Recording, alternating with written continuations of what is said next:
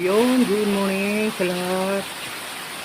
What's up sa lahat ng mga kakalad ng ating video guys. Nandito yung kalagayan dito sa Marabeles, Bataan. Ayan, ulang umaga. So kanina pa to, medyo malalakas yung ulan guys. Ayan yung ilog oh. Ayan yung ilog. Ayan. Ayan yung ilog dito sa Barangay Kamaya. Ayan. So okay pa naman yung ilog, yung kalagayan ng ilog. So update ko lang kayo guys dito sa Marabeles, Bataan. So yan sa mga namamasada dyan, mga katoda, ingat tayo lahat kasi medyo malakas-lakas yung mga ulan. So buti na lang medyo hindi sa high tide ngayon. So kagabi medyo lumaki yung tubig pero pa rin dahil wala yung konti yung ulan. Pero ngayon buwabanat na naman yung ulan. Ito na yung epekto siguro ng bagyo.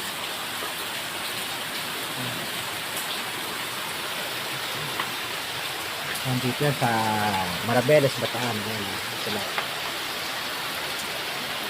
Yan yung tulay namin dito. Ito pa naman yan guys. So ingat tayo guys sa ating mga lakad sa araw na to. Ayan, bagulang Sabado. Ito yan sa Marabeles, Bataan guys. Sa lahat ng lugar na inuulan, ingat tayo lahat guys kasi gusto yung mga baha ngayon. Kapag lumabas kailan nakakapote kasi maulan. So kanina umaga lumabas tayo pero yan, basang-basa tayo ng ulan guys.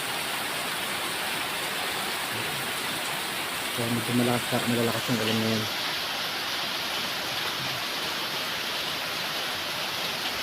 Parang ano siya,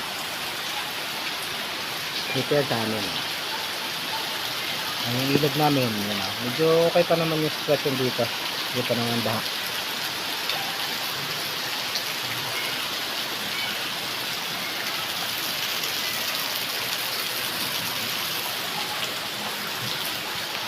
Yun sa mga nasa labas ng bahay dyan, ingat kasi malakas ng ulan. Ito yan sa Bataan, Marabeles. So ito yung sitwasyon dito sa Bataan ulang umaga. So update ko lang kayo sa kalagayan ng panahon dito sa Marabeles, Bataan. So mega shoutout sa lahat ng mga subscriber ko. Shoutout sa inyo lahat sa mga nanonood ng ating live, ating video. Hindi tayo makakapag live kasi medyo mahina yung signal dito guys. Kasi ilang linggo nang nag-uulan tapos ngayong week na to may bagyo. Ayun. So pansamantala muna natin puputuloy ng ating video guys. Salamat sa mga nanonood. Pa-like and subscribe na lang po ng ating channel Remilos TV. God bless po sa lahat. Ingat-ingat po tayo mga kababayan. Kasi ulan season. At ulan season na ngayon, bagyuhan. So ayan. Maraming salamat sa mga kapanood ng ating video guys. Thank you very much. Bye bye.